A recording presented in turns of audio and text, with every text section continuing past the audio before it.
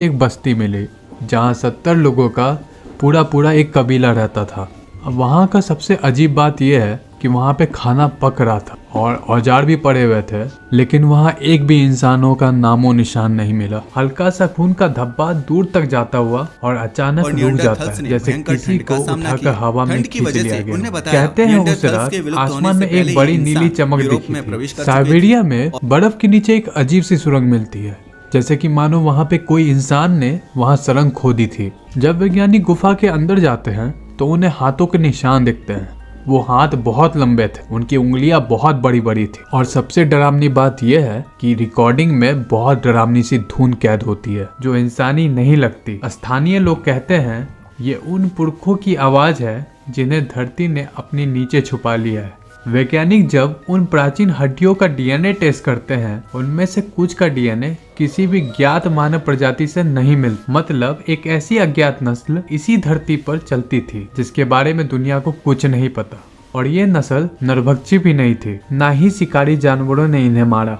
इनकी मौत का तरीका एक जैसा है, अचानक बिना चोट बिना बीमारी के मर जाना।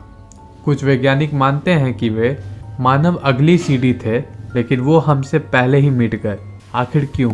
ये आज तक सवाल है। एक विशाल रेगिस्तान के चट्टानों पर एक आखिरी संदेश मिला था जिसमें लिखा था कि वे आए और हमने प्रतिरोध नहीं किया और हमारे लोग वापस नहीं लौट पाए। नीचे एक चित्र है जिसमें दिखाया जा रहा है कि इंसान अपना हाथ उठाए खड़े हैं और आसमान से आती हुई रोशनी उन पर आके गिर रही है। ये चित्र 35,000 साल पुराना है, आज के किसी भी धर्म या सभ्यता से ज्यादा पुराना।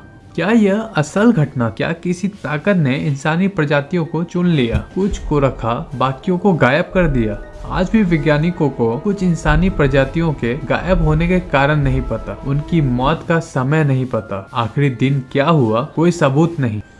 लेकिन सबसे बड़ा रहस्य उन डीएनए लाइनों में एक अज्ञात कोड मिलता है जो आज के मानव डीएनए में भी मौजूद है। मतलब वो प्रजातियां पूरी तरह खत्म नहीं हुई है, हम ही वो हैं और हम ही उनकी मिश्रित संतान हैं। तो असली सवाल ये नहीं है कि पुरखे कहाँ गए, सवाल ये है कि जो उन्हें ले गए वो वापस लौटेंगे। यदि हर प्रजाति बिना लड़ाई, बिना हथियार, बिना संघर्ष के गायब हो सकती है, तो शायद इसी दुनिया पर हमारी पकड़ भी उतनी मजबूत नहीं है जितनी हम सोचते हैं। हमसे पहले जो हुआ वही दोबारा होने वाला हो। दोस्तों, ये